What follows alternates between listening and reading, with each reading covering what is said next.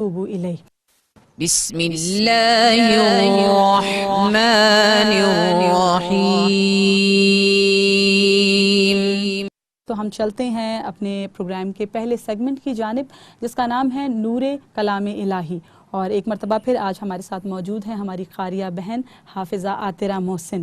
عاطرہ، programme میں آپ کا خیر مقدم کرتے ہیں۔ کون سی آیات سنائیں گی آج؟ قرآن پاک کا 30واں پارہ، سورۃ العصر، سورت نمبر 103۔ اور بہت خوبصورت ایک چیز ریلیٹ کی ہے، کیونکہ میں بھی وقت کی ہی بات کر رہی تھی اور آیات مبارکہ بھی وقت کے حوالے سے ہی ہیں، تو بسم اللہ کیجئے۔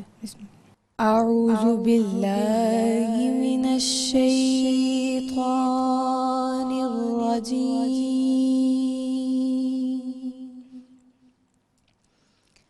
بسم اللہ الرحمن الرحیم،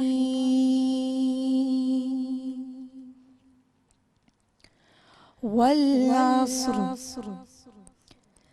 ان الانسان لفی خسر الا الذین آمنوا وعملوا الصالحات وتواصوا بالحق والعصر ان الانسان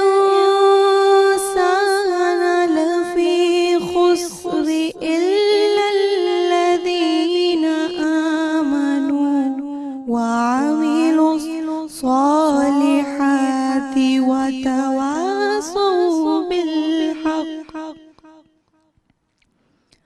وتواصوا بالحق وتواصوا بالصبر، صدق اللہ العظیم۔ جزاک اللہ خیر۔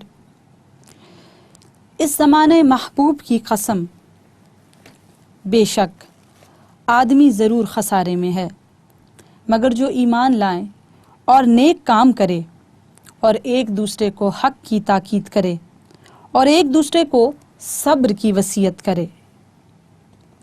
ناظرین کرام، ان آیات مبارکہ میں عصر زمانے کو کہا جا رہا ہے، اور زمانہ چونکہ عجائبات پر مشتمل ہے اور یہ چیزیں خالق حکیم کی قدرت و حکمت اور اس کی وحدانیت پر دلالت کرتی ہیں۔